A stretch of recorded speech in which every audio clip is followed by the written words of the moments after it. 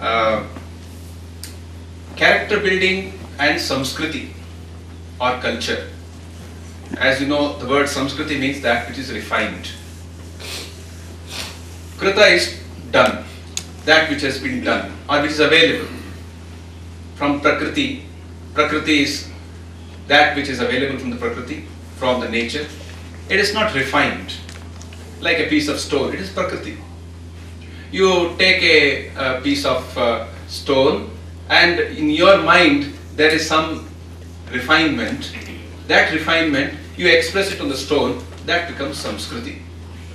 You chisel out the things which are the image which you had an image of a flower, image of a god or whatever, you remove that. When you deal with that in the wrong way, you vandalize it, it becomes Vikriti. So Samskriti, Prakriti or Prakriti, Samskriti, Vikriti.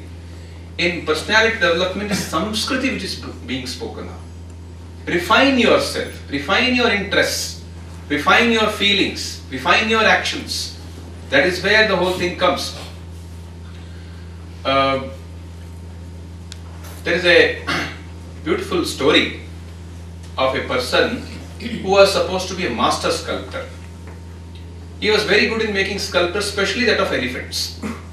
So once it so happened that his fame had spread everywhere, and the king, where he heard about it, and he said, "Can you make a statue of an elephant?" He said, "Yes, give me 3 months' time." So he supplied him a very big stone and waited for when the turn comes. This sculptor, he just took the stone, but he did not start the work. He started thinking. He would go look at that and then come away. Again he will look at it, he'll go and sit on the bank, the river, the village, again come back, and like that 2 months passed. People were worried, what's going to happen? Then on one fine day, suddenly he came running, got his chisel and started the work. And he was chiseling till people started discovering what a beautiful elephant is emerging from that. Such nice trunk and such fine ears and legs, such a beautiful thing is coming out. And it was ready. The king was told it is ready. King came. King saw the whole thing and he was very impressed. He said, "How did you do it?" He said, "You gave me the stone and that's what I do all the time." I kept it and then started thinking of the elephant in the stone.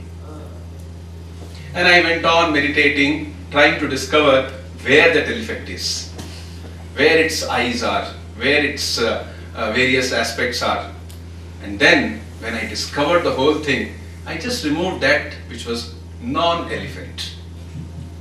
I kept the elephant there, removed the non-elephant. This is the crux of personality development also. First to discover what kind of personality that you are thinking of, those higher virtues, or the kind of person you want to become. You know, these days, schools and colleges, the real problem is that we have very wrong type of personality images before them.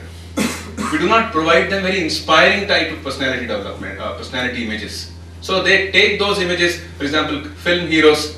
They may be hero only on the reel, not in the real life. They may be very powerful, but that much discrimination they do not have. The young people should have that. But we should not blame them. We should provide them such images which will inspire them, so that they can remove all that is non-elephant, non-essential, remove that is which is not required, and develop themselves. And finally, you must remember Swami Vivekananda's definition of education. Since morning we have discussed so much about education, so I thought it worth to quote it. He said, "Education is the training by which the current of will is checked and redirected." There is a training. Education is the training of the will, training of our essential power which makes everything happen. There is a will which makes everything happen. First somebody has thought and he has put his will along that and it has happened. For example, we have this seminar, somebody's sankalpa is there and he has channeled or he has put that whole thing in that, and sankalpa becomes his reality. So that channeling of the will, channeling of our essential power has to be taken care of. That is the crux of education. Of course, you have learning, you have Akshar Jnana, you have got other aspects of various things. But this training should be kept as the fundamental basis of personality development. To do anything, it is said that in order to create this universe also, God did tapas. And it is said in the Taittiriya Upanishad, if you want to know God, you have to do tapas. Tapasa Brahma Vijijñāsasva. What kind of tapas? In the Gita, 3 types of tapas are spoken. Tapas of the body, tapas of the speech, tapas of the mind. Body means you have to serve others, serve the elders, serve the Guru, Prajna, those who are very elderly people who are full of wisdom. Please serve them. Please take care of them.